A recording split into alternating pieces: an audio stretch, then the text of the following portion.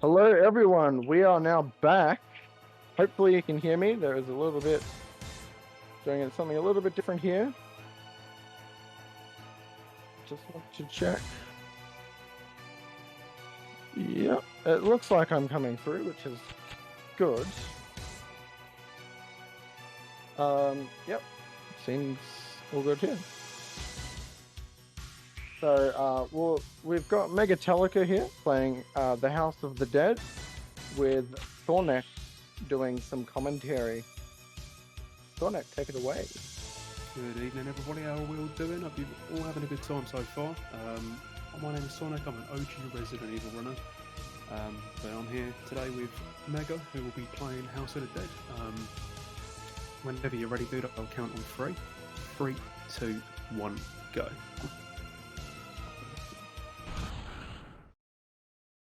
Alright, so jumping into the first chapter here, I'm sure this game needs no introduction, but I'll give it anyway. House of the Dead is an arcade game that came out around the exact same time as Resident Evil. In House of the Dead, we play as Thomas Rogan, who is a government agent for the AMS, who's working alongside his partner G.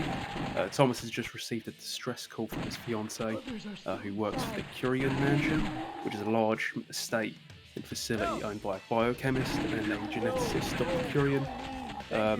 Dr. Curian, working alongside the DBR Corporation, has basically been creating all kinds of different monsters and stuff, and he's basically just unleashed all of his creatures. So again, a very similar plot to Resident Evil, but definitely an absolute classic anyway. I'm sure everyone has pretty fond memories of this. So we're just skipping a cutscene there where we come across Sophie, and the second boss of the game takes them away. For the meantime, you're just going to see Mega kind of pre-firing everything, getting it ready here. You'll see throughout the game that there are civilians in the game, and you'll see Mega will shoot a lot of them because it will continue progression in a lot of cases. You skip cutscenes where you'll speak to them. Usually in the gameplay you lose a life by doing it, but it's 100% worth doing it just for time save alone. So just reaching another cutscene here. And this is the Sega Saturn version, sorry, which was ported over by Tantalus Media, which is an Australian company that were involved with Sega at that time, and they were porting over a lot of the games. I think this came out very late into the Sega Saturn's life cycle.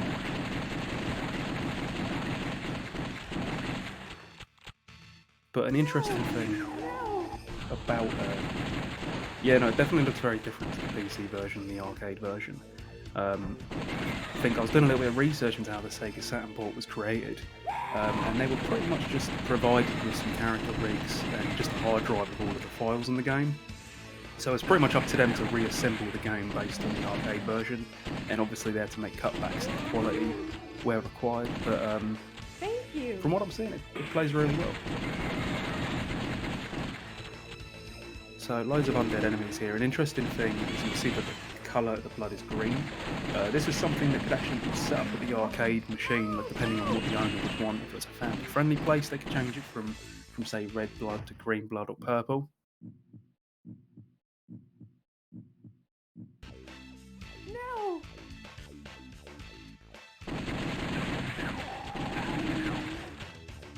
Thank you. So he's going to take the life there just for saving him.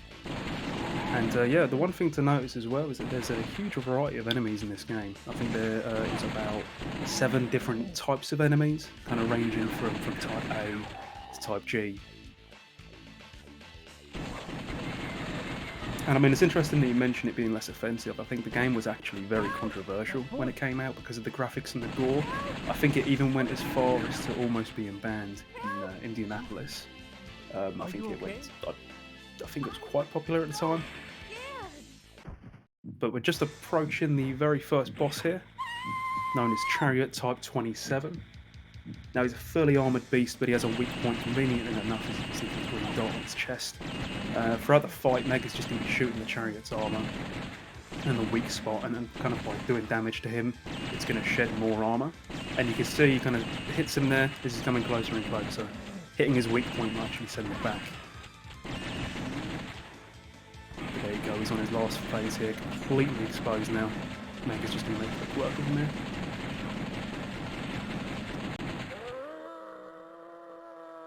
And that is Chariot finish with. That moves us on to Chapter 2, which is Revenge. And yeah, it was a very controversial game, and it's interesting to know that both this and, you know, maybe a little survival horror game called Resident Evil were both released around the same time, like I said. And both this and Resident Evil have been credited to popularising the zombie genre. Tiny little franchise called Resident Evil. Just small little franchise called Resident Evil. You might have heard about it. But yeah, no, this is such a good series, honestly. I think I remember seeing this in arcades all of the time and always having to have a go at it. I think it was House of the Dead 2 that I played. But he's just going to be blasting his way through here. Another interesting thing about this game as well is it has a kind of branching path system that they use in a lot of the House of the Dead games. It's pretty much a gameplay mechanic where the player can go through different pathways depending entirely on their kind of actions during the gameplay. So there are instances, say we've saved some civilians, or you'll go to a different place. If you let them die, you'll go to a completely different location. You can also break into like trapdoors and locks to unlock secret areas and pathways. Something that I found out while doing a bit of research into this run is the path can actually change based on how much damage that you've taken from particular enemies. So I imagine that's something that Mega's going to kind of take into consideration here. But he's going to get another life here.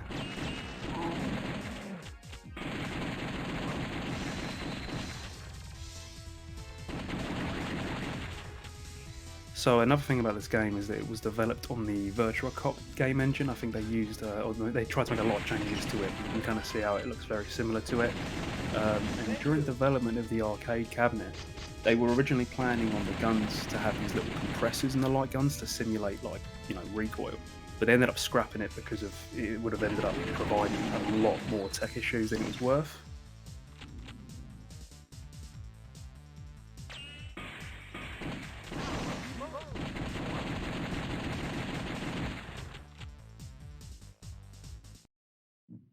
So I believe Mega's loading into what should be our second boss battle.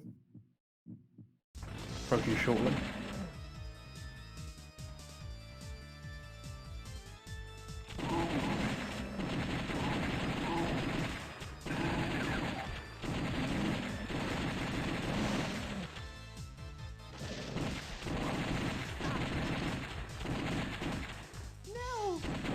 It's interesting as well because before kind of researching this run, I didn't really have much idea on the story, and as we were saying earlier, you know, they came out around the same time as Resident Evil, and the storyline is very similar between the two. Both feature zombies, both feature some kind of secret organisation, but there is our second boss, Mr. Hangman Type 041. Just going to drop a couple of the civilians there. And his weak point is his body, but he's mostly going to be shooting over projectiles here in the form of his little bats, but Mega making really quick work here.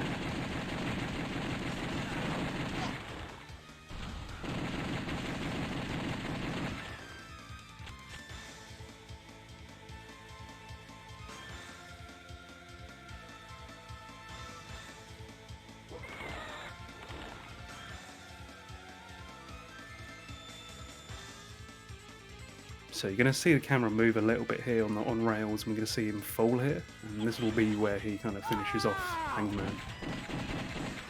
Which is the same boss that took the protagonist's fiancé a little earlier on. But just like that, he sends him flying.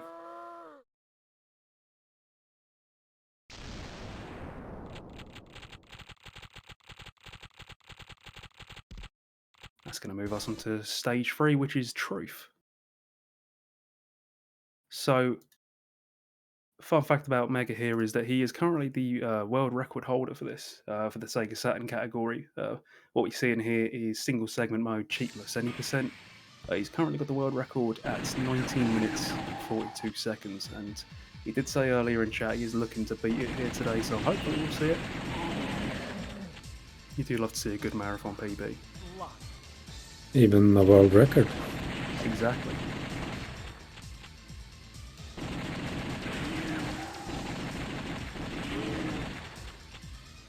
This must be the security card. So kind of like a very similar Umbrella Corporation. You know, you need a key card and different keys to get into the labs here.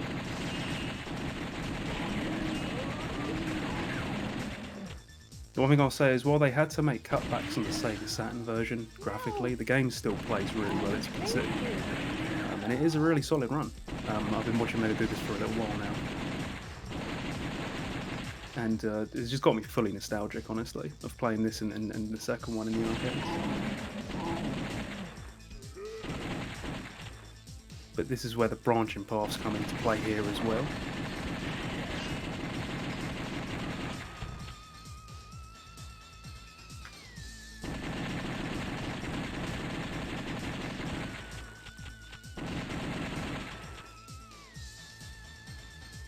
Oh, definitely. There's just something about the soundtracks from this era that really kind of hold up. You know, I feel like they go for more epic or orchestral sounding in the soundtracks these days, which is great, but you just can't beat the 90s dance music, the MIDI.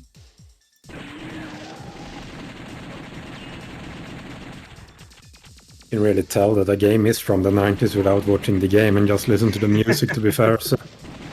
I do believe this came out in 96, but I think this came out in 98, the Sega Saturn version specifically. Thank you. It's going to gain another life there, which is represented by the little flames in the bottom left there.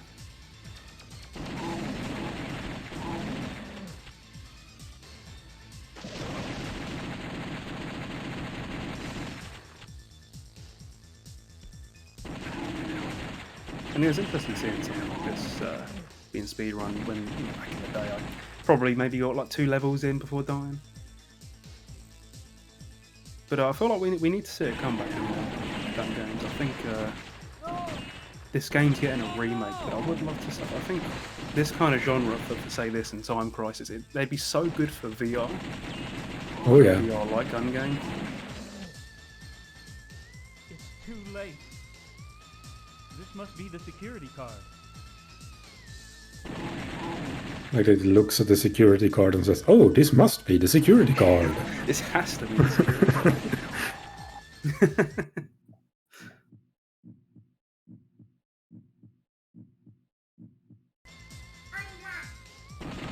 So we're just getting deeper into the DVR Corporation facility here.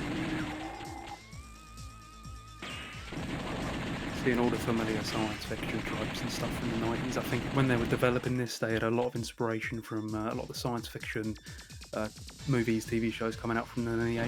I think they said the X-Files was a big kind of inspiration for the game as well.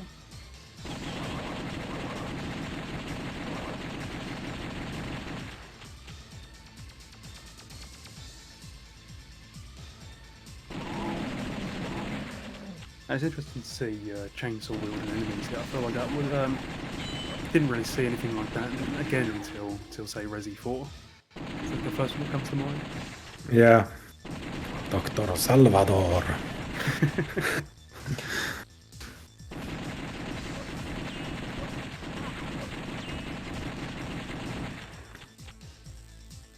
So Mega's making quick work with all of these. He's using the controller for it as well, as opposed to a light gun. I could imagine for something like this it might be a little bit more challenging that way. He's making it look easy.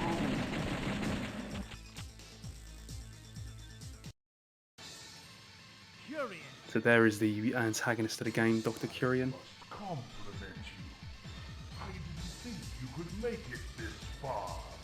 However, this is it. Let's see how good you really are. Classic sunglasses wearing villain. Oh, villains never wear sunglasses. Absolutely not. And So definitely got not the indoors. Wearing sunglasses and a big trench coat at night time is absolutely a good guy. But we're For here at sure. the third boss, which is known as Hermit Type 6803, and he's, as you can see, he's an armoured 8-legged beast. The weak point is the head, and from what you see there, and I could be wrong in saying this, it does seem like the easiest boss in the game. even though its weak spot is technically like the hardest to hit, I suppose. But we're at the final chapter now, the House of the Dead. And honestly, yeah, no, I get a lot of memories of, you know, you go into a bowling alley, you see this in there, you see Time Crisis 2, another absolute classic. And he's on a solid pace right now.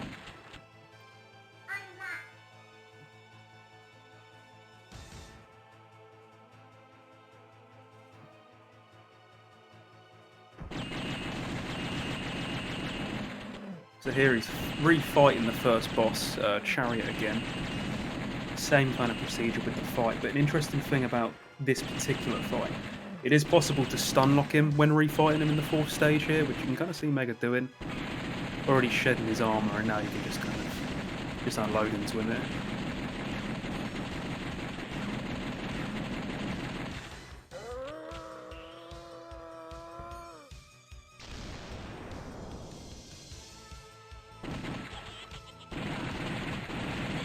Now he's going to be refighting Hanged Man, who again, making quick work of it this time. I think what makes the first instance a little difficult is the fact that because it's on rails and he's kind of moving around, it's quite cinematic. But here you can just completely shoot him, take him down instantly.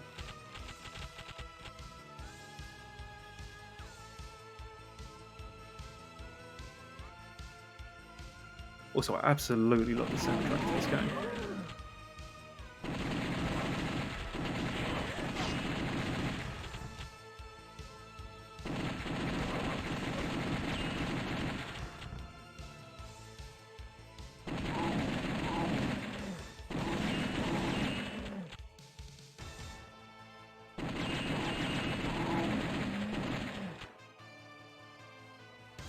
I believe he's just mashing the button, I think.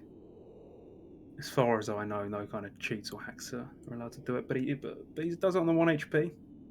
Reaching the final boss here. Way out, Kyrian. I must admit, I really respect your consistency. But you will never, ever defeat me. Say hello to my masterpiece.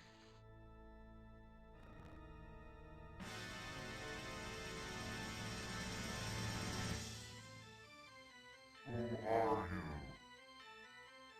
Nobody give me instructions. I shall destroy everything. What happened? Why don't you follow my instructions? Just had to let that cutscene play out in its entirety. There's just peak 90s voice acting, but we're on to the final boss of the game, known as Magician, who is a synthetic humanoid creature. And pretty much it's Dr. Kyrian's big project. He sees it as perfect. In classic horror movie fashion, turns against him. His main abilities is that he has levitational powers and he's pyrokinetic as well. And the weak point is a spot in the armor where his flesh is exposed.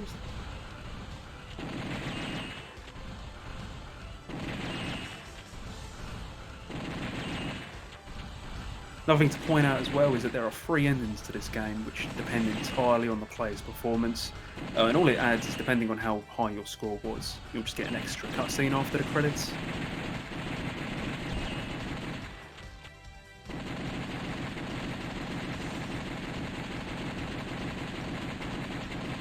Mega's going to take out all of those projectiles there and wipes them out.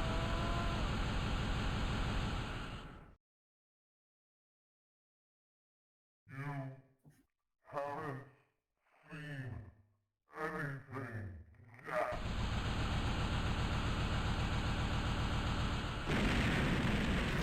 The massive GGs, I believe that's a brand new PB for Mr. Mega.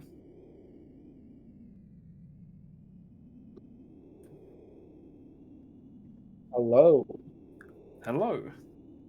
Hello. Big GGs to Mega. Well done, Mega. Everything is over. Well done indeed. I have nothing more to lose. However, I must go on. You there, Mega? Yeah, Awesome. Congratulations. Is that a brand new Goodbye, world record Julian. then? I don't know. What was the Farewell, time? Sophie. I stopped the timer at 18:13.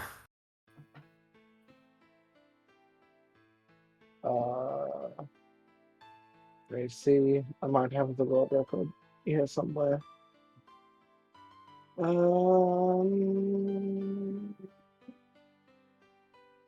18:21 is the world record right now. So Oh, I'd we say so. might have seen an exclusive world record here today. I'm quite shocked because I took some of the wrong routes. I took longer routes. Wow. Yeah, I made a Cheers, few man. mistakes. Well, at So least you know that you can improve the world record for later. If you've got some time saved. That's good. yeah, Congratulations. I did want to get a world record, so I'm glad I did. Hell yeah. Did it in an event Well, as well. I mean, GG's. yeah. We'll retime it later as well, so it might be like a couple seconds out, but either way, that's Yeah, faster than the 18:21 you sent me the other day. So yeah, that is the one. So yeah, hopefully you can use our video to upload it. But yeah, good job. GG's to Mega. What a sick run, Yeah. dude. Up next, we've got the BPG with Redriver 2, all secret cars. So we will see you all very soon.